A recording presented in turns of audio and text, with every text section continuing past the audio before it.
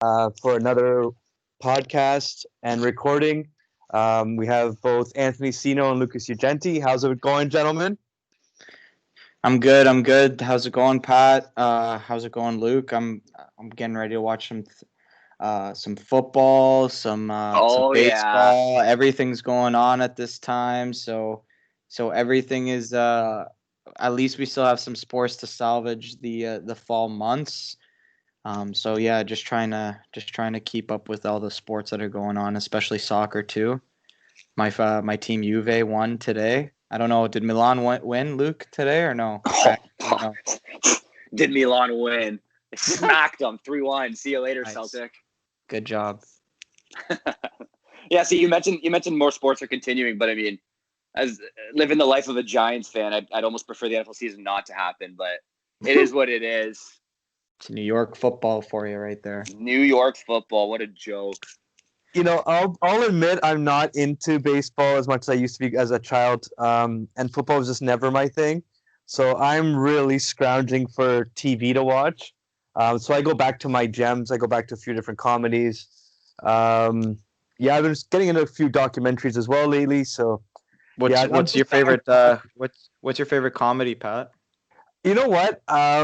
I watch Bob's Burgers and I love Archer, and the same guy does both. And I sometimes forget because he doesn't change his voice that when I'm watching Archer, I can still envision Bob from Bob's Burgers, and then when I watch Fair enough. still see Archer. But both comedies, definitely worth, the time to watch them. So no, that's where I go. And then my other gem is an old time classic, is Seinfeld. So, That's good. Seinfeld, I think, is the GOAT for it is. comedy. I I really can like watch that show. I can watch the same episode endless amounts of times, find something new to laugh at, and it just never gets boring. The jokes are I still relevant today. I read I think the number that I read recently is that Seinfeld, like Jerry, he makes 200 million on syndication a year, like Wow. from the show. That's so the fact that it's still going on is absolutely nuts. Jerry's definitely making it rain financially. Yeah, He Larry David too. Larry David as well. Yeah, Yeah. yeah. So Yeah. there's See, all hot good. take. I don't think I've ever seen even a minute of Seinfeld. If Maybe you even a sat second down of and did Seinfeld. it, That's you a would. sin. Yeah, That's a that is sin. a sin. You got it. That's a sin. You got to just get into it. Just jump into a few episodes, give it a chance, because I honestly think it beats Friends. It beats. I don't know if okay. I won't say it'll beat The Office, but it's definitely tied. And there's other shows like all those kind of sitcom kind of movies or TV show feels like I think like you can't beat it. Seinfeld was the first one to get there. It's like I'll admit, Luke, I wasn't really into it at the beginning, but once you give it a chance, it's fantastic. It's a fantastic show. But anyway, Yeah, maybe I'll give it a shot. But let us digress. Anthony, you wrote a wonderful article on the most recent Maple Leaf signing, which was the re-up of the Russian winger Ilya Mikheyev on a 2-year contract. So, do you want to let our listeners know, what you thought of that signing and just some of the more finer points of your blog? yeah, sure. So overall, I think that the signing is some tidy work for Dubas. In the blog, I mentioned that one of the closest comparables is a guy like Ryan Dzingel. Not his most recent contract that he's on, but the contract before that. He signed at the age of 25. He signed a 2-year, 1.8 million a year AAV deal with the Ottawa Senators, and he was an RFA. It took him to UFA, similar to Mikheyev, very similar price range, and the only difference is the NHL experience. With that being said, though, a guy like Ilya Mikheyev, although I think he only has 39 NHL games played, I think Dzingel had about 110. And Mikheyev actually outperformed Dzingel on a points like when you just look at the kind of the surface stats that we're used to looking at in terms of points. So I think Mikheyev was a 0.5 per game player, 23 points in 39 games, and Dzingel did not come close to that. So, and I think Mikheyev is a better penalty killer than Dzingel is, and I think he's got a little bit more pace and a little bit more intelligence to his game. The only thing is I would say that Dzingel's got a better shot, probably more of a shooting threat. But so like it. With regards to a comparable in terms of the marketplace, I think it's a good deal. It's definitely a bet, considering that he does only have 39 NHL games played. But in the grand scheme of things, guys, I just think to have a player who can be in your middle six from time to time in the Leafs situation, right? They just have again, we talked about this on the last podcast, an abundance of options to play with here, and Mikheyev being one of the potential candidates for that left wing spot, either beside Tavares or Matthews in the top six, or in a third line role. I just think it's some great work, and the reason that. We'll get into this. I think after I'll give you guys a chance to give your thoughts on the contract. But there is one thing that I would want to comment on that his agent had to say right after the signing that really put a grind in my teeth. But I'll pass it over to you, Lucas, first, and then I'll bring it up. Yeah, I agree with everything you're saying. Truthfully, I don't think there's really any way you can look at this contract and say it was a bad signing by any means. It was a signing that I think needed to be done, and I think all of Leafs Nation wanted it to get done. I can honestly say that I think we all kind of fell in love with Mikheyev, just purely because of that whole soup thing and him being a Russian and trying to learn English and just being that guy. I really enjoy it. I like the cap 1.645. I think that's 5. Something along those lines. 1.645. You can work with that, and like Anthony said, he's technically a middle six guy. He's not necessarily your first line player, but he's really not necessarily a third line player. We didn't get to see too much of him. I know we only really got 40 games out of him, but what he was showing in those 40 games was something special. I mean, the guy had I think 1 or 2 pretty nice breakaway goals. He showed some skill, and he's got some size. He clearly works hard. It's one of those things where it's like 1.645. Like, are we really gonna find a reason to not like that deal? And especially the fact that it's 2 years. I honestly think that's crazy that he somehow squeezed out an extra year, because usually prove it to me deals are a year. And I'm not necessarily saying this is a prove it to me deal, but in the same article that Anthony's talking about that we're going to get into later, his agent did mention something about possibly leaving money on the table. Did he? We'll never know. I don't think actual dollar signs has been discussed, but let's just say he did. To get a second year, quote unquote, leaving money on the table, I think that's pretty good for Dubas. And yeah, I think it was Anthony who mentioned it again. He's a middle six player, so he has the opportunity to play on the top 3, barring injuries, barring slumps. He can play up there because he's got the skill. And he definitely does have the size to play on the third line. I don't necessarily pin him as a third line player. But again, we only got 40 games out of him, so I don't want to be too optimistic, because at the end of the day it could turn around and bite you. But I think for what he's shown and the value that Dubas got him for, and especially the term, the 2 years, I think that this was a win-win-win for all sides. Yeah, most definitely. Like when I think about it, the 39 games that he did play, especially the ones earlier on, like he was up for like rookie of the year considerations where he was at point wise, in the first few months of the season, So like there's something there. There's an element to his game, and it was funny because like when he was down with injury, the team missed it. I can't put my finger on it or there's no stat that can prove it, but there was something about what he was bringing night in, night out before his injury that the team sorely missed when he was out of the roster.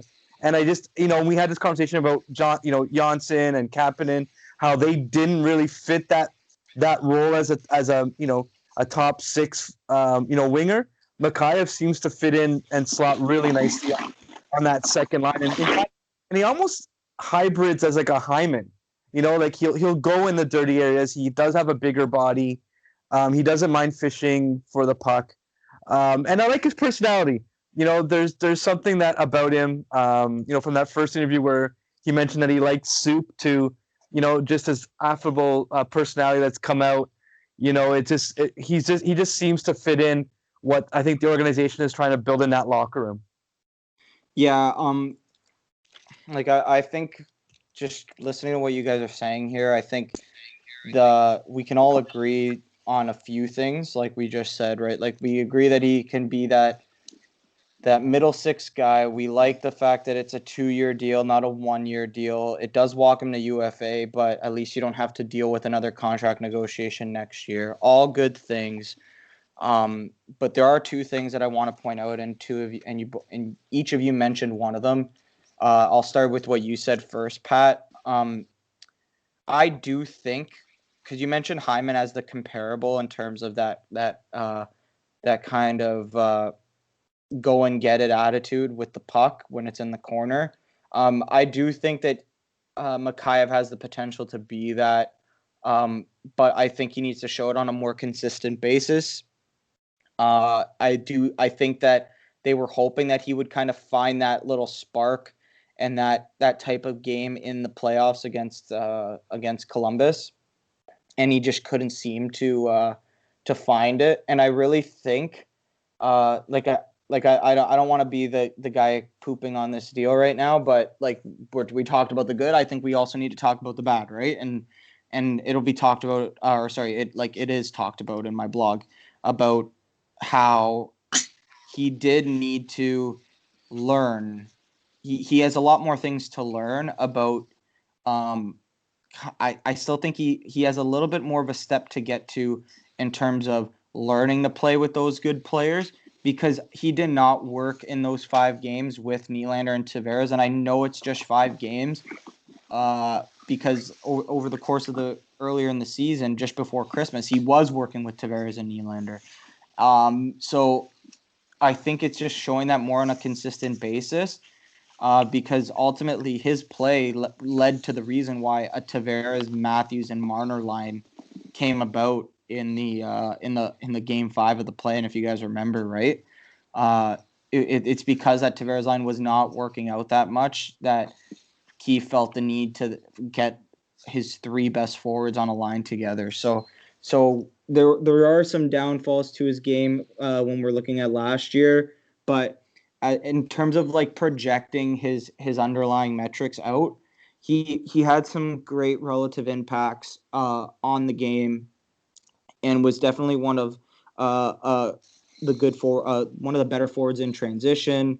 He had a good XGF number percentage, and I think it's just a matter of, for him, becoming more of a shooting threat, like I said, because he does have that power. He's 6'3", right? Almost 200 pounds. So he's got the body to be able to, if he can get more shots off in the high danger areas, he's going to become more of a shooting threat. And I think that's going to work well with one of those 2 centers, because it gives defenses another guy to think about on the ice, right?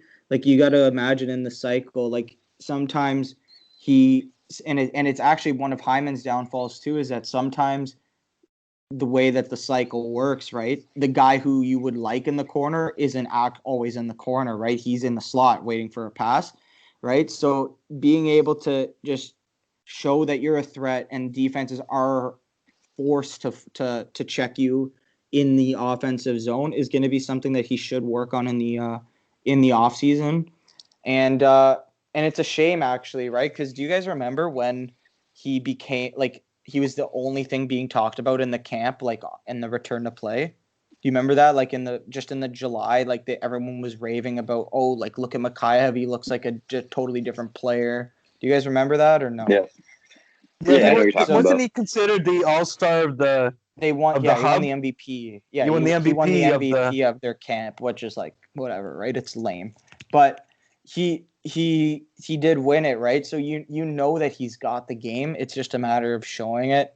And again, like we always say, how hard, like, it's very hard to judge somebody on 5 games in the bubble in Toronto in the middle of August, right? Like it's not the pressure cooker that we're really used to seeing of the NHL playoffs. So again, overall, great. But the Leafs are taking on a little bit of risk because he might just be a third line guy sometimes, and if that's the case, then it's up to Keefe to be able to make that work, right? Like, just to bounce an idea off you guys, what do you guys think of a third line of Mikheyev, Kerfoot, and a Barabanov? And I'll give you a reason why I think that line could possibly work. And immediately I thought of I always think of Tampa, and you guys, it's an ongoing joke probably with you guys that like I just always like to reference Tampa, and to me I think of that Gaudreau, Coleman, and Yanni Gourde line, that third line for Tampa that was so dominant in the playoffs, literally played against all sorts of competition and dominated and dictated the pace of play. Just extremely hard to play against, fast, physical, on the puck, and just creating a lot of havoc. To me, I see a Mikheyev and Barabanov in the mold of like a Coleman and Gaudreau, and then a Kerfoot of the mold of a Yanni Gourde. And if those guys can learn to play heavy in the offensive zone and keep the puck out of our end, like that would be a killer third line for the Leafs, don't you think? Yeah, I think so. And I mean, realistically, at the end of the day, like I don't disagree with what you're saying by any means. Obviously, I 100% agree. I just think you using the word risk. I don't want to call it a stretch, but I guess I just don't necessarily see the risk at all, if I'm being honest with you, because let's just say he regresses.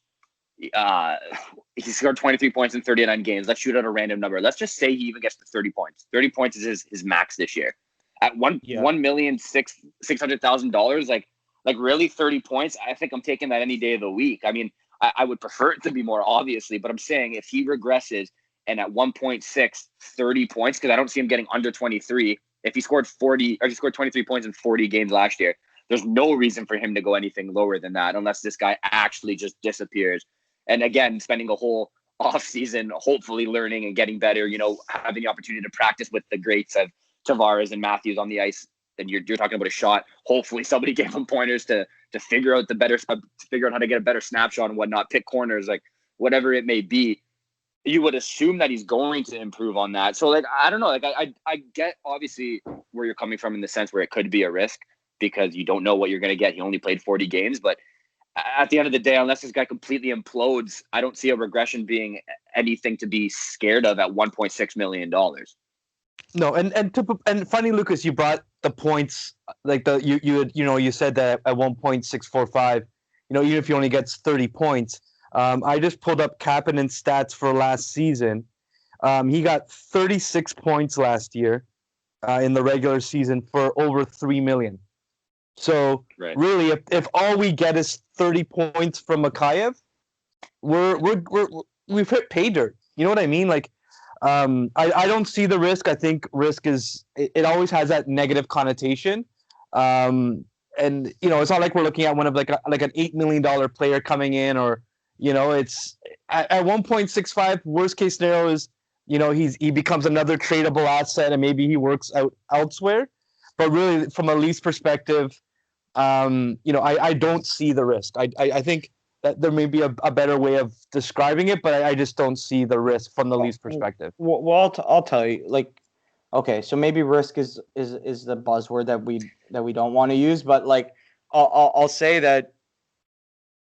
Okay, with every contract you sign, like there is some type of, I don't want to say downside, but like there is really no other word to say it. The risk is that he can get injured again, like he got injured in July at Christmas last year, and he misses half the year, right?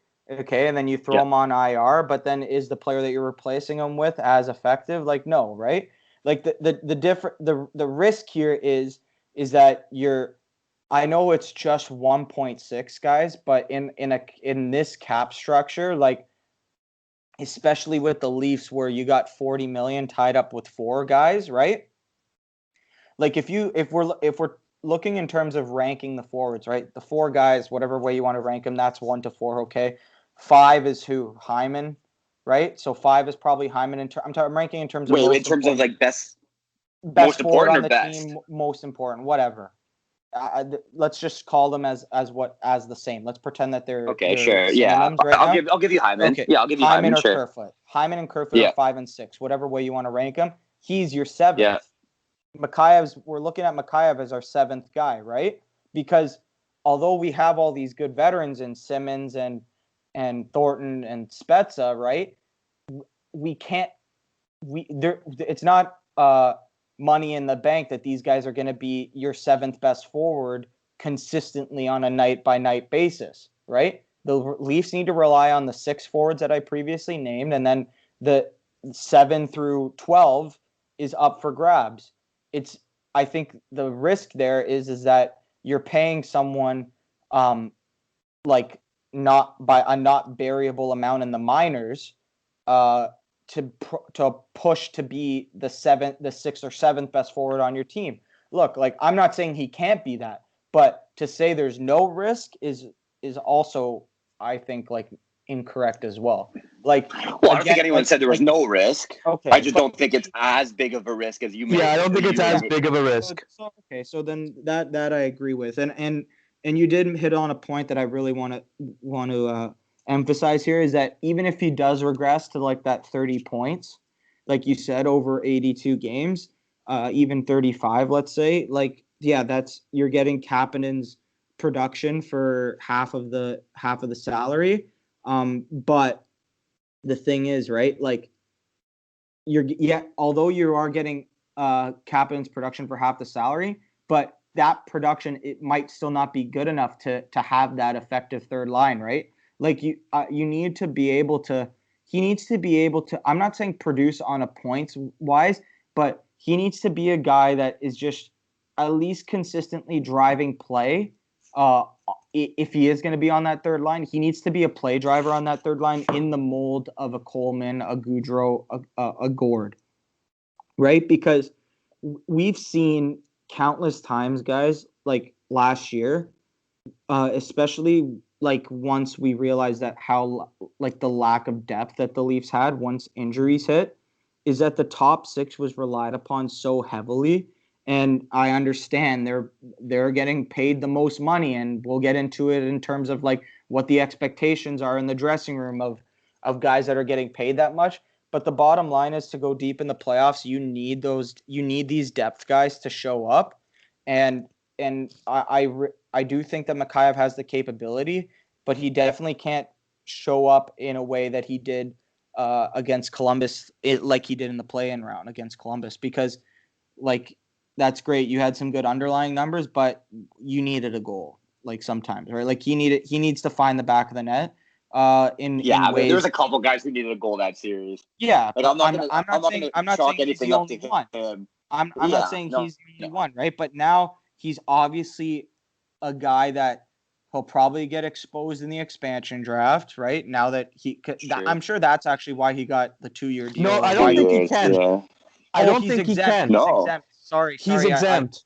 You're right. I read that he is exempt. Wait, why is this? Why is he exempt? Because he was an undrafted European free agent. Yeah, that's what. Sorry, I read that tweet too. Okay, I actually didn't know that. Good catch there. So that's my bad. Yeah, right on, Pat. Okay, so maybe he's not. So he's not exempt. So then, so to spin it this way, then he's obviously viewed as someone who's part of this team's core for at least the next 2 years. And obviously, like that should mean something to the fans that Dubas trusts him to be like that. Like if he just wanted another 1-year deal for Dubas, and then Dubas probably would have only pushed for a 1-year deal, and because on a 1-year deal he probably would have got lower terms. So Dubas obviously believes in him, and in that case, we gotta also have faith. So at the end of the day, like you guys said, like there really is. It was a no-brainer for Kyle to get this done. So overall, good work, right? Like I hope he proves me wrong and he scores 50 points. You know what I mean? Like that's the ideal scenario. Maybe you get some shooting luck, right? But I think his most important roles are going to be 5-on-5 minutes against second lines of the opposition and playing some key penalty kill minutes. Like that's what he needs to be. That needs to be his bread and butter, right? So those are the measurables that I'm going to be watching for him over the next season or two. So yeah, like that, like to me, we talk about the points, right? But those are like the cherry on top, and for me when I talk about Mikheyev. But And that yeah, kind of go ahead. that kind of leads into our next topic for today's podcast.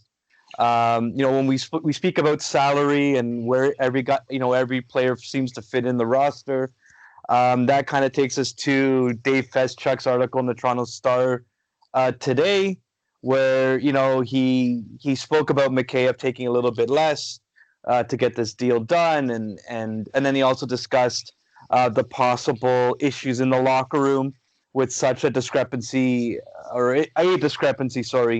in salary between the top guys and the your more third, fourth liners, and other depth guys on the team, and how that might cause some friction in the locker room. So Lucas, I know you read the article. I know you, Anthony, as well, but I'd kind of like to maybe throw this off to Lucas first and kind of get your thoughts on the article and what you thought of it as a whole. Well, other than the fact that it actually was a pretty well-written article, I'm going to use my English major, put that to use. It was very well-written. Humble brag. Yeah, like a quick little humble brag. How are you? Keep the change, keep the degree. You know what? I'm definitely not going to sit here and say I agree, because I don't agree in the sense that this particular contract is causing turmoil, or would cause turmoil. I mean, I don't think Mikheyev. First of all, I don't think his English is good enough to go in there and start talking trash. But I don't think he's walking into a locker room, after playing only 40 games. Like, I have to stress that, after playing only 40 games and thinking that he deserved, boatloads of more money.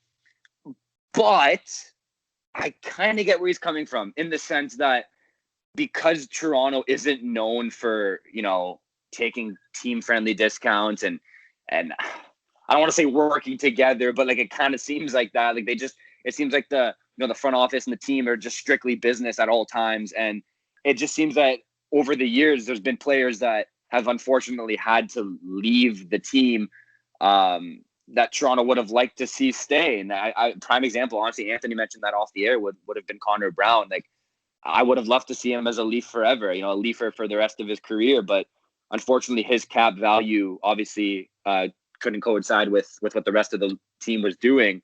And then you just look at some of the players, like in the article, he talks about John Tavares, and I put this in air quotes, leaving money on the table, because I think it was well known that I think it was San Jose that was offering him a couple mil more, if I'm not mistaken. Yeah, 13. I think it was 13 mil. 13 over 7. Like 13 a year. So he left. Years. So he left what? About $2 million on the table. He left 14 on the table. Overall, right? Over the 7-year contract, 14 million for a 7-year contract, which is a lot of money. Oh man, so much money. But if I'm being honest with you, I take a lot of that with a grain of salt, because it's like, okay, well, obviously he wanted to come to Toronto. He's not going to leave money on the table just to come play in Toronto. I don't think anybody would do that. It doesn't really make much sense, like logically, when you think about it. He wanted to come play for Toronto. So at the end of the day, did he kind of take a discount? I would almost say yes. And then you continue reading, and it's like, yeah, at the end of the negotiations, he gouged them for another mil. But it's like, okay, but at the end of the day, you're not going to ask this, was he first overall pick? Sorry, John Tavares?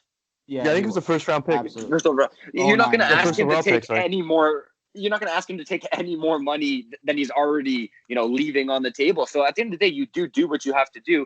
But I kind of get it. I kind of get that there's a couple players that, I'm not going to say are underpaid, because on the Leafs, I don't really think anybody's underpaid, unfortunately. But I'm saying in sense of the players that had to leave, like at the end of the day, Kapanen and Johnsson had to leave, but that was obviously because of the cap situation. But I can honestly say that we enjoyed Johnsson. I don't think any of us as Leaf Nation really said, like, all right, Johnsson, you gotta go, because realistically, if Johnsson was still on this roster and the Leafs weren't in cap hell, nobody would be talking about Janssen in a negative way. Like, he had an injury, so it's like, okay, it happens. What are you going to do? But realistically, Janssen was a pretty good player for the Maple Leafs. He was making a pretty penny, yeah, but at $3 million, it's unfortunate that he had to leave, and it's because of these massive contracts. So no, I don't agree that this contract in particular is causing turmoil, and no, I don't think that anybody in the Leafs organization is coming there saying that the guys who are getting paid that much don't deserve to be getting paid that much.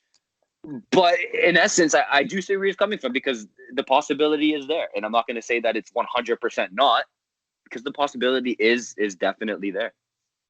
I think the way I read the article and my first takeaway from it was it lacked context. And what do I mean by that? I mean, when you look at a guy like Joe Thornton who's only getting 700,000, or Jason Spezza, he's just over $1 million, or under 900,000? No, under. Spezza's 7. 900,000, right? No, seven. Spezza and Thornton have matching 700,000. Oh, do they? Okay, so 700,000 for Spezza, 700,000 for Thornton. My bad. Simmons is the 1.25 for Simmons. 1.5. Yeah, 1.5 for Simmons. Sorry, I got my 900,000. Those are their signings. Those are the guys that just were brought in. So when I look at that, I see guys that wanted to come here because they see an opportunity. I think no one came into this blinded. Like Joe Thornton, Jason Spezza, and all the new signees this summer knew what they were coming into with the Leafs cap situation. I think we all know who the Leafs future is. And I look at every other team. Like, there's always going to be that salary discrepancy. I think the salary cap has only made it worse. Because if you look at pre-cap era, there were third and fourth liners getting $2, $3, $4 million. Like, we're talking some goons that were getting $2 and $3 million.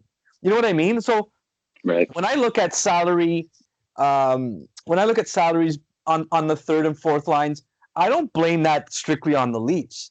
I look at it as a system that's broken, because as soon as a salary cap came in, half the guys that were your traditional fourth liners lost their jobs. You know what I mean? Like, there were guys that just completely just phased out. No team wanted to pay them. Like, why am I paying a guy that's only gonna throw a punch here and there $1 to $2 million? Those guys were completely made dinosaurs and extinct in the NHL. So I think what we're seeing now, and I also blame COVID. So you add that as an additional layer that has helped suppress salaries, at least for this market and this year's free agent group. I think it was just a perfect storm for management to get really good deals. But from a player's perspective, half of them, there's still really good free agents out there. Like Mike Hoffman and a few others that still don't have contracts. So I don't think it's just a function of it being Toronto. I think a lot of our local media likes to make it about Toronto, and every topic becomes about Toronto. I just don't see it as a Toronto-centric issue. I see it as an NHL issue. I see it as a potential issue in the players' union, but I don't see it as a strictly Toronto issue. Anthony, what are your thoughts? Yeah, so personally, I agree with I'll hang in the middle here with both of your takes. Pat, I agree. It lacked context, and we were talking about this earlier today. Is that writers are running out of content, and they need to fill papers, right? So that's a reason why this probably comes about. Like, I don't think it's I do think it's just a coincidence that it comes out after Mikheyev signs. Like, I don't think Feschuk is waiting at his laptop to press publish once Mikheyev's deal gets announced, right? So it's obviously something that he just had in the works, waiting for a rainy day in the middle of October, at the end of October, to get out. So that side I agree with. To Luke's side, with regards to past players that have had to leave, absolutely agree. People that have been listening to this podcast for the last for over a year now know that when Connor Brown got traded for to the Ottawa Senators on July 1st last year, it was like, to me, I thought it was an absolutely, like, it was one of the biggest stains on this Leafs organization for me, of this management group, just because of the way it was handled. I'm not sure if people know this, but Dubas traded. I get it, timing's tough, but there was a weekend in Toronto for the Leafs players where I think Matt Martin got married on the Saturday. Zach Hyman got married on the Sunday, and July 1st was on the Monday, right? So, and Matt Martin was in the island, like he was in New York at the time, right? But obviously these guys are friends; they go to each other's weddings, blah blah blah, whatever, right? So to make it long story short, these Leaf players just had a great weekend together. I'm sure, and I actually do think I can confirm this, that Dubas did let Brown know that there was a decent chance that he was moved. But Brown has said it, like he's been quoted saying that he got the call from Kyle in the middle of Zach Hyman's wedding. Like Zach Hyman and Connor Brown are best friends, right? Like, and Brown gets the call that he's been traded to Ottawa. So to me, I think that was just an unfortunate circumstance to literally one of my favorite players in the NHL, not for the way that he plays the game, but like his story is just like all too relatable to like so many Leaf fans. The guy, and I do think it's a little bit mushy, but like this guy lived out a dream that so many people have, and it is like family is like diehard Leaf fans. Grandfather was a Leaf fan, father was a Leaf fan, mother's a diehard Leaf fan. Like his entire family's a diehard Leaf fan, and the guy ends up getting drafted to the Leafs, plays for the Leafs, scores one of the biggest goals for the Toronto Maple Leafs in this era, brings them back to the playoffs. If you guys remember who scored that goal against Pittsburgh, second last game of the regular season. Do we remember? What a obviously. Joe Bowen, the little leprechaun, found a pot of gold. Like that's like that line is like stuck in my brain, right? But anyways, to bring it back to this article, is that why is Connor Brown not a Leaf anymore? It's Mitch Marner. It's that simple.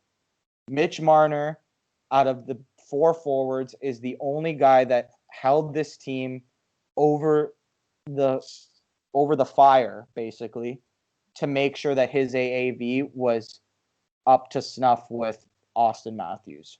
So if Feschuk wants to talk, and I'm pretty sure Feschuk is like a Marner apologist. So I don't think he'll ever go here, but like Marner is the only one that you could probably argue where he's the one that created that egocentric mantra and brought it into the room. He's the one that came in and said, like, 34 is making this. Don't call me unless it's that. You understand? Like that to me, like that's he's the one that brought it in there. Nobody else, to my knowledge, has made that complaint, right? The Austin Matthews, the only thing Austin has to apologize for is why he didn't commit to this team for longer than 5 years.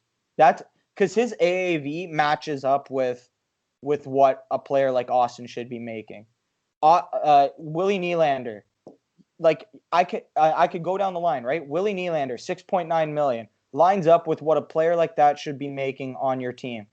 John Tavares, is $11 million too much for a guy who's just about to cross the bridge of 30 and is signed for another 6 years or 5 years, I think now? Like, yeah, maybe 11 million is a little too much, but John was a UFA. He had all the leverage.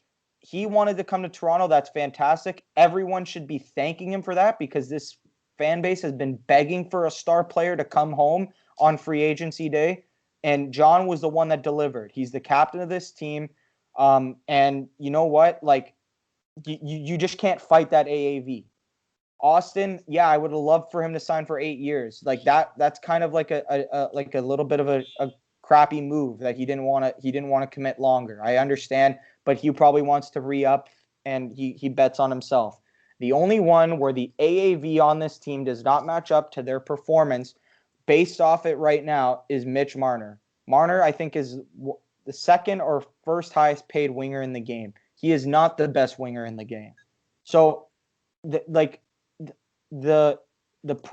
if you wanted to write a factual article, and I'm speaking to Dave Feschuk right here, I would ask Connor Brown and I would ask Zach Hyman, who's up in a year, saying, hey, look, like there might not be that much money around for your next contract, or to Connor Brown, like, hey, you're not playing for your hometown team anymore because this guy had to negotiate through the media and make it and try and victimize himself, saying that the team didn't treat him poorly, so now he's going to get his.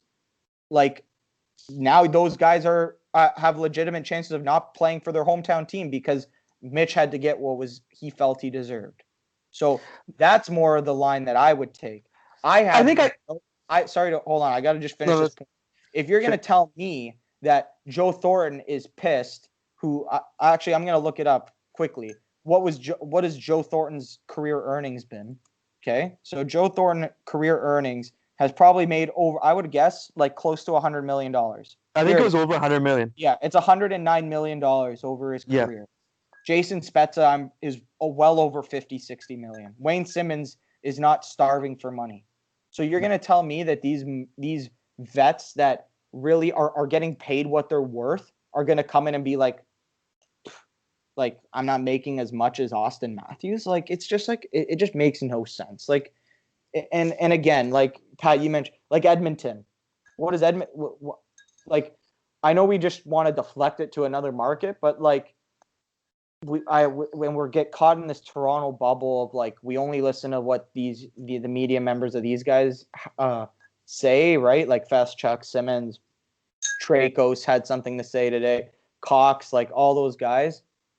Basically, it really pisses me off because these guys say stuff that we are now have to talk about, but they're obviously just saying it to get a reaction. And to me, the only thing that bugs me, it's unfortunate now because when they say stuff and someone says like, oh, like Connor Brown can't be a Leaf anymore, now other fans have to say, well, Connor Brown wasn't living up to his contract. So now other fans have to overcompensate and drag Connor Brown's name through the mud just to defend their point. So there's no happy medium. There's no logic to any side of the argument. People are just no one wants to look at the situation and be like, okay, let's look about this logically. You understand?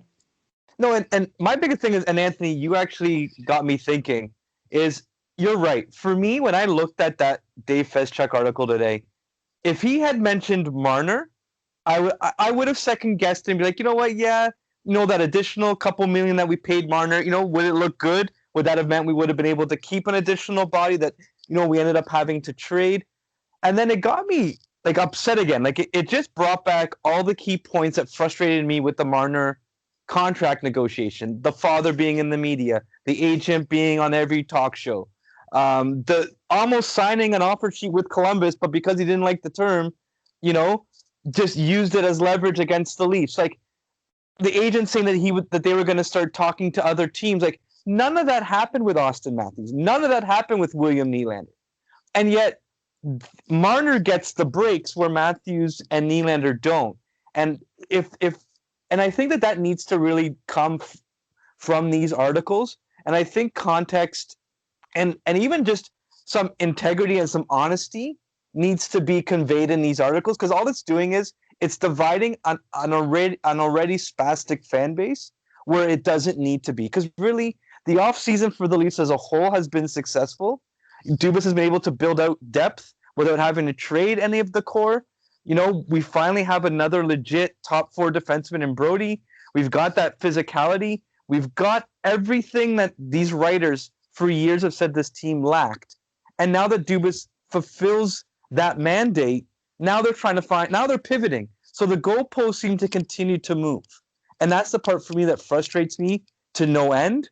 And I've literally said it to through some tweets, and you and I, like the three of us, have had laughs off air, that this is the reason why I started my blog. It was with this blog and this podcast was just my frustration that a lot of what we're reading and the material that we're digesting lacks context and lacks layers. It's so quick to just throw out numbers and say, well, this person's being overpaid. Because at the end of the day, the only person that this media in this market seems to want to rake over the coals is Nylander. And Marner continues to get a pass, and it's beyond my comprehension. Yeah, so to touch on your point there, Pat, just something that I wanted to add to it.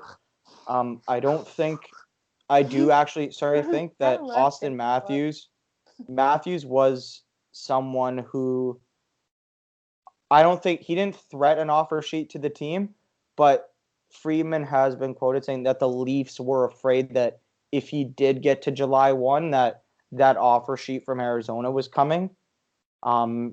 In hindsight now, like Arizona's just a flat out disaster. So like as the days go on, I'm less worried about the idea of Matthews going back home after this contract is done. And he was actually talking to. I actually watched a video of Mike, the Ultimate Leaf fan that we had on this podcast. He had a quick interview with Austin and a clip on his Instagram, and Austin was just talking about the fans, and you could just tell, like he just loves playing in Toronto. So like that's my little tangent of how I think Austin feels about this team. And you're right, like you hit it on Nylander. Like to my knowledge, Nylander didn't threaten an offer sheet to anywhere. Right? It was Marner who went to he was seeking out these players, or these other teams, and he knew that the player knew, like, I want to be a Leaf, but you know what? Like this is the thing. Like if you really want to be, like, we'll use the example like of a family, right? Like if you want to be part of this family, like why are you going to shop yourself to other families and to do what? To hold the family that you were previously a part of, like, to the fire, right? Like if you say you want to be a Leaf, like to me, when they say like they want to be a Leaf, like those are just words. Like show it with your actions, and Marner did not show it with his actions, right? So like he's got all these deals, he's got all these commercials. I love that Mitch Marner is a Leaf, but I'm not gonna stand for the victimization of Mitch Marner. Like Mitch Marner got everything that he wanted and more. It was rumored that he fought for an A on his jersey too. Like, you know what? Like to me, like that's not about respect. That isn't about respect. You portrayed that in the media, that I felt like this team has disrespected me for too long. No, that's when you fight, when you're negotiating your contract in bad faith, it's not about respect. It's your ego. Whether that's the player's ego, whether that's the agent's ego, whether that's the father's ego, I don't know. But to any public knowledge, there's the only problem that I could see in this room is Marner causing it, right? And by all accounts, Marner's a great guy to have in the room. But when we're talking about strictly when you line up the salaries, and let's say everyone walked around the locker room with a salary tag around them, right? That's the only guy that you look at in the room and be like, what did he do to get that? Because Zach Hyman, who wants to be a Leaf, has said it multiple times, is a diehard, and he says he wants to be a Leaf for life. The Leafs might not have a choice next year, and they might have to let a player like that go, right? And as much as people want to say, yeah, Zach Hyman can be replaced, okay, that's an argument for a different day. But that guy wants to be a Leaf today, tomorrow, and until he retires. You might have a chance of losing him, and the only reason is because some other guy wanted to hold your feet to the fire. That's my only downfall of Dubas, is I think Dubas needed to play a little bit more hardball with Marner in that case. But again, we don't want to rehash the arguments of last offseason. But anyways, Luke, what is your thought on it? So just in terms of what? Just in terms of like what you think, how Marner could possibly play into the conversation of like salary and everyone sizing themselves up to other guys in the locker room. Yeah, I think everything you said makes total sense. I mean, I think it's kind of clear, just in the sense that Marner obviously wanted what, in his eyes, his agent's eyes, and his dad's eyes, thought he was worth. I just think it's kind of upsetting that we have to get to a point where it's like, yeah, we can use that against Mitch, if you guys know what I'm saying. Like, it's almost like because he did that, he automatically has a target on his back, and you're just not going to be able to let it go. And like you said, it does basically affect what the Leafs do from here on in for the next few years, because they know they have to pay a boatload of money to Mitch Marner, who, I mean, at the end of last year, technically didn't deserve what he was getting paid. And you just kind of hope that he goes back to 2 years ago, Mitch Marner, where he is kind of worth it, and he does improve. But it kind of goes back to my original point. Like, I do kind of feel for him in the sense that he's got a target on his back. He's got a huge target on his back, especially being in the Toronto market. And I know what you're saying, where it's like you technically don't sympathize for him because you're like, listen, he did this. This is all in his doing. I wonder how much of it actually was him, though. And I'm not saying that he obviously didn't have a part to play in it. I assume that's he did. up for debate. That's up for debate. debate. I'm not going to sit here and say, like, he or his dad or his agent was like, no, Mitch, listen here, kiddo. I mean, at the end of the day, the guy's an adult. He can make his own decisions. If he wants to tell his dad where to go, he tells his dad where to go and say, listen, this is my negotiation. But same for his agent. He also didn't stop them. Same for his agent. But he also didn't stop them. I know, but the agent's different. The agent's different. I know, but the agent's got to do what he's got to do. The agent. Yeah, the agent gets commission, right? Like, let's not kid ourselves. Like, yeah, no, Darren Ferris, well known that he is vocal and he will get every dollar that his client is coming his way. He'll make sure of that, right? Dan Middlestein is another guy, like he's the agent of Mikheyev, right? So same type of player. Every agent wants to get the best deal for their client because ultimately it's going to line their pockets with money. So I'm not questioning what the agent's motive is, but to me, right, if the agent is also your employee. So if you're having this guy parade around into the media and saying these things, cooing on your own teammate's contract the day it was signed. I don't know if you guys remember that, but the day I remember. The day Matthew signed that deal, Ferris was in the Toronto Sun or the Star, I forget what it was, and he was quoted saying, like, that deal's too much for too little term, blah, blah, blah. So to me, maybe you don't know that your agent's giving a quote to the media, but if you really didn't agree with him, then you would have fired him the next day. You know what I mean? That's a stretch though. Because think about it. Look what just happened with Fleury in the playoffs. Do you think Fleury went back to his agent and said, I want you to post a picture of a knife going through or a sword going through my back? Obviously not. That was on the agent's will. So like if you're honestly going to use that comparison, then Fleury should have fired his agent the next day too. Probably should have. That to me, that's my thing. Yeah, but if you don't agree with that, that's fine. Like, no, we don't have to argue that. But it's ultimately, like, you have to go back into that locker room. Like, you don't think Matthews knows that Marner's agent said that shit the next day? Like, you ultimately have to go into that locker room. That's your teammate. That's your brother. Like, you guys got to go to war to the next game. You guys got to play together. You're challenging for a Stanley Cup, pressure cooker, all that stuff. But like, I get it. It's a business. That's what everyone says all the time, right? And none of us are in that business. So we don't know what the dynamics are of an NHL locker room. It's different than playing sports as a kid and all this stuff, because once you bring money into it, it's a totally different conversation. I get it.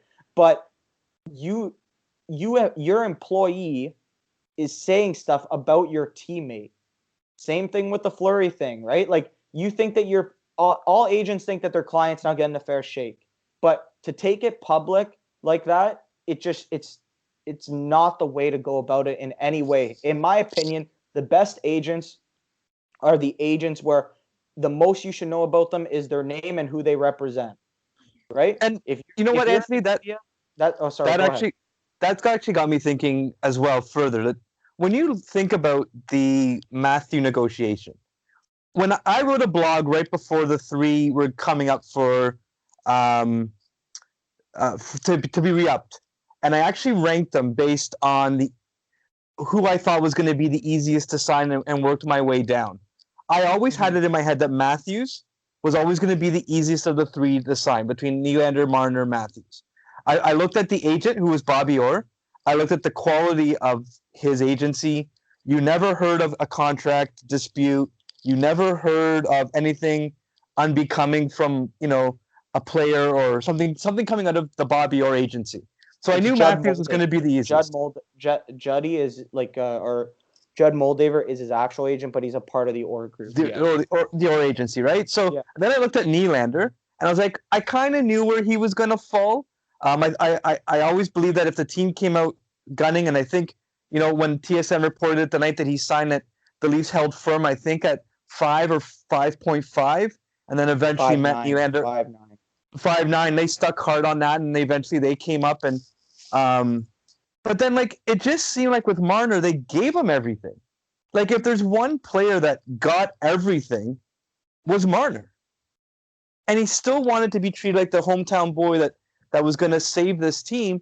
And the big selling point that we heard was he's the engine of the offense.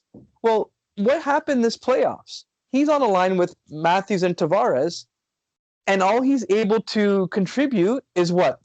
4 secondary assists or 3 secondary assists and a goal? It's those little finer points that bother me than it is the whole larger contract. I always knew he was going to get his money.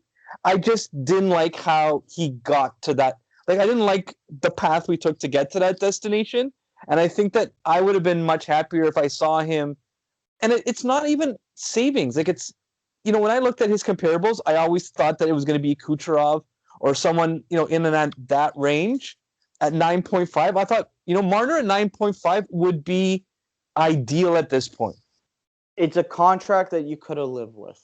Yeah, it's a contract I could have lived with. He needed to stay in the single digits because this is the thing that you mentioned earlier, right? You said when you were ranking them, right? You thought Matthews was going to be the easiest.